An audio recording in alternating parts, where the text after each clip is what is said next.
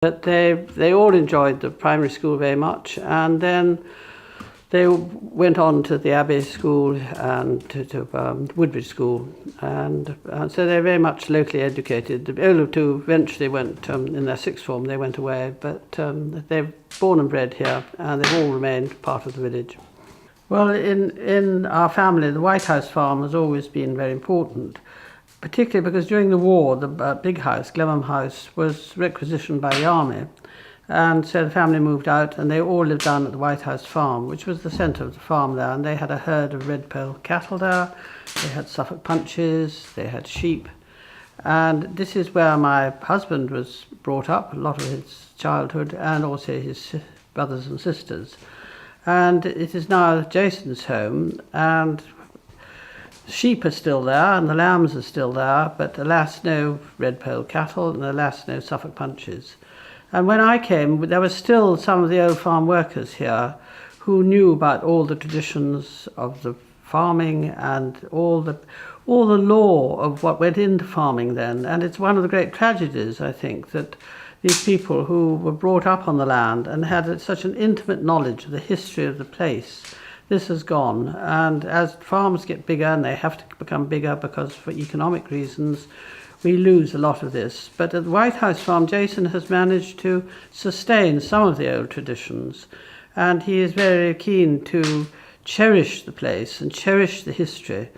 And it is a very ancient settlement there. We have a good friend, Paul Berry, who's been looking for some of the old artifacts, and we know that this area, particularly by the river, because that was where people came up the river in the ancient times, it goes back 60,000 years habitation here. There's Roman remains found here, Neolithic remains, all sorts of things like musket balls down at the White House farm.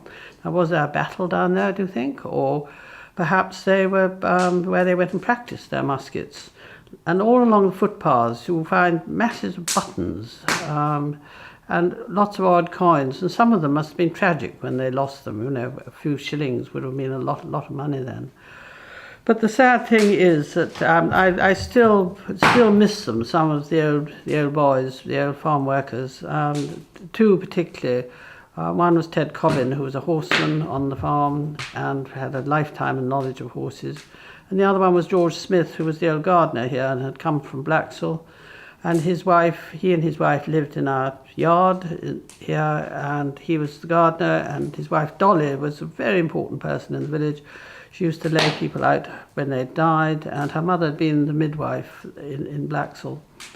And they all had these extraordinary old traditions which we would now perhaps laugh at, but it all relates to the land and trying to find reasons for things. And one of the old traditions of Blacksall was this belief that stones grew. Now, they used to find in the fields, and we still do find them, not flints, which the area is full of flints, so you find lots of flints, but quite big pieces of sandstone, and they couldn't understand where these had come from, so they thought they were tiny pebbles which had grown.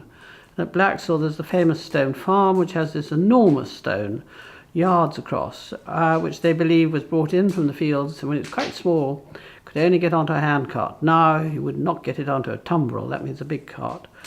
Now, in our garden, I was once weeding by the pond in the middle of the kitchen garden, the wall garden, and George Smith came up to me and said, had I noticed a stone lying near the pond? And I said, yes, I had. I'd just been weeding around it.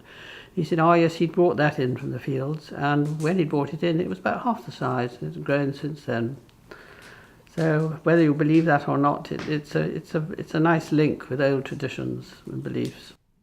And I think it's very, very exciting that Butcher's Field has at last become a reality. Years ago, I think probably about the 70s or 80s, we had an idea of making that into a playing field, and the village at that time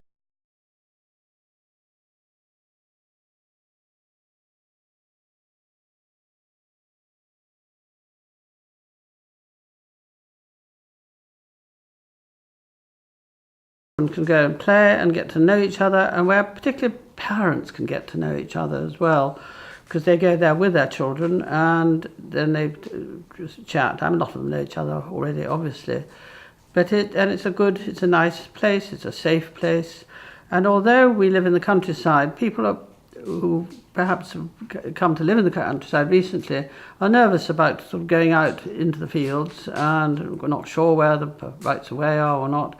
So here's something where you can feel completely at ease, and it's really brought the village together, and there have been so many wonderful communal events there of planting trees, planting hedges, doing all sorts of things, and it's really very attractive, and it's a great addition to the village, I think, and it's wonderful how the village is responding and how they're making it their own.